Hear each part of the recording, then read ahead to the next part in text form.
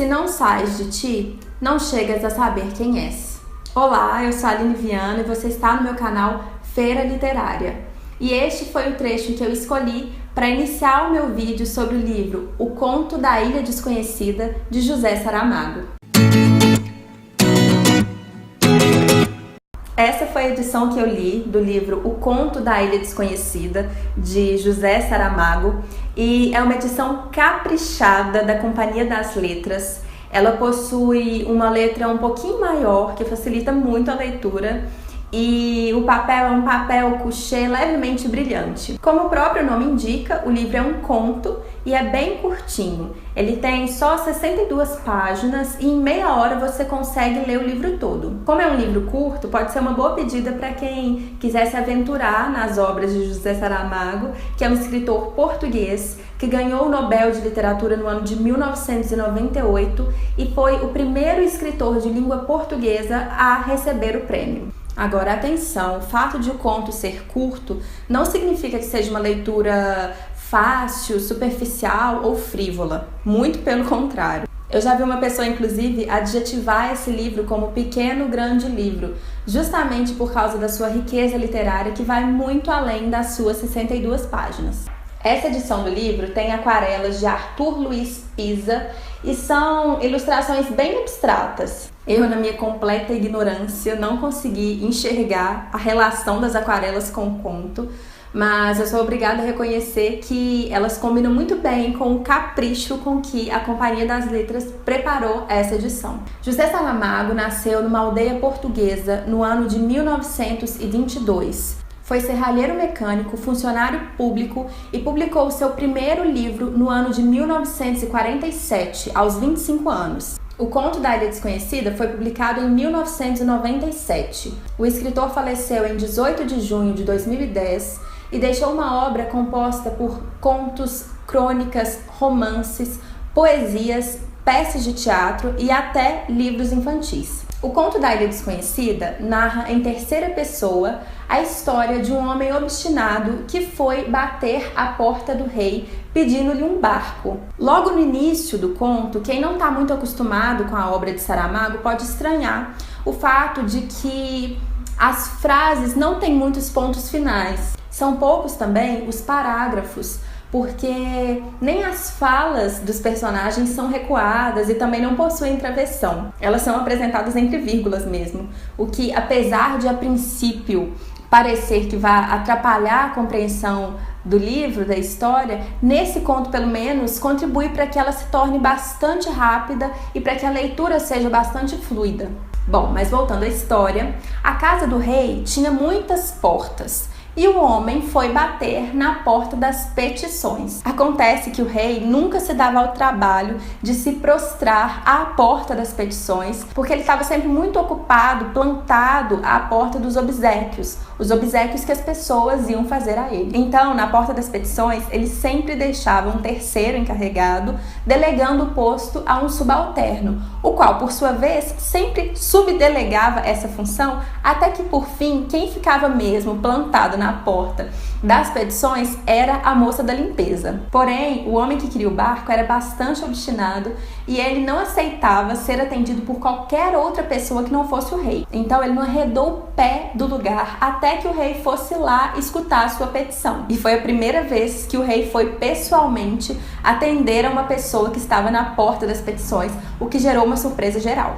Ao ouvir o pedido do homem, o rei logo lhe perguntou por que razão ele ia querer um barco, e o homem respondeu que precisava do barco porque necessitava ir à procura da ilha desconhecida. Com essa resposta, o rei achou que o homem estava louco, afinal de contas não existiam mais ilhas desconhecidas. Todas as ilhas já eram conhecidas. Eles então travam um diálogo em que um tem certeza absoluta da existência de uma ilha desconhecida e o outro acha aquela ideia simplesmente absurda. As pessoas que estavam na rua assistindo aquela conversa ficam tão impacientes com esse bate-boca que não leva a lugar nenhum, que começam a pedir em coro ao rei que dê o barco ao tal do homem. Até que então o rei resolve atender ao pedido do homem e então lhe dá um barco, mas lhe dá apenas isso, não lhe dá a tripulação. Isso mostra que o protagonista tem um sonho muito grande e uma grande obstinação para alcançá-lo, mas ele não tem, pelo menos a princípio, os meios necessários para alcançar esse sonho.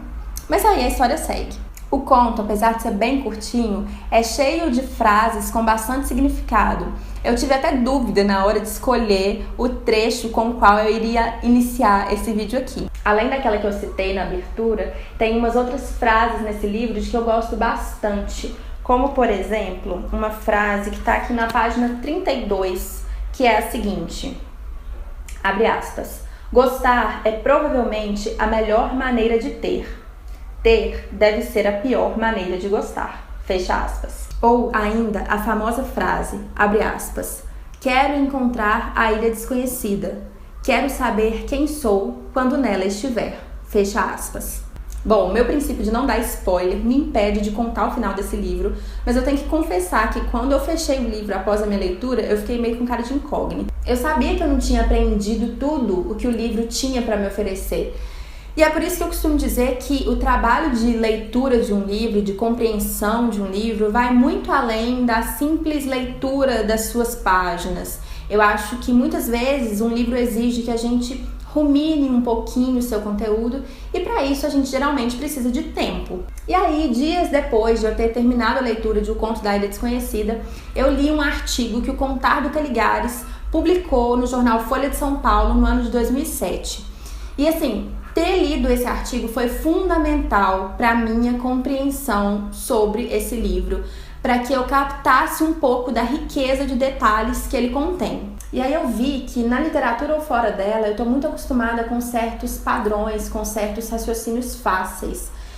E eu concluí, eu percebi que se eu quiser compreender o mundo de uma forma mais rica, se eu quiser absorver o mundo de uma forma mais proveitosa, mais inteligente, eu preciso me desfazer um pouco dos padrões e começar a pensar fora da caixa. Eu preciso enxergar nas entrelinhas e me recusar a aceitar certas verdades que são impostas a nós pela sociedade, pela cultura em geral. E esse livro foi muito bom para isso, porque é justamente isso que o protagonista do conto faz. Ele, de uma forma bem obstinada, chega e fala, eu vou à procura da ilha desconhecida. Ele não quer nem saber se a geografia fala que todas as ilhas já são conhecidas, ele não quer nem saber se as pessoas vão estranhar esse desejo que ele tem. É um desejo dele, ele acredita que existe uma ilha desconhecida e ele vai atrás dela sem se preocupar com os padrões que são impostos, sem se preocupar com o que as pessoas vão pensar. Não interessa se o padrão geográfico do mundo conhecido nos faz acreditar que todas as ilhas já estão conhecidas. O protagonista ousa, ele rompe com a mesmice, ele quebra certos padrões e ele vai atrás de uma coisa na qual ele acredita. Até porque essa questão para ele é importante, é uma coisa que o está incomodando pessoalmente. Ele quer porque quer conhecer a ilha desconhecida e, principalmente, ele precisa saber quem ele vai ser quando ele estiver na ilha desconhecida. Bom, eu vou deixar o link do artigo do Contardo no box de descrição desse vídeo, porque eu acho que vale muito a pena ler. Eu tô com ele aberto aqui e o título do artigo é Ilhas Desconhecidas e o seu subtítulo fala tudo. O amor e a viagem nos fazem descobrir que há algo em nós que não conhecíamos até então.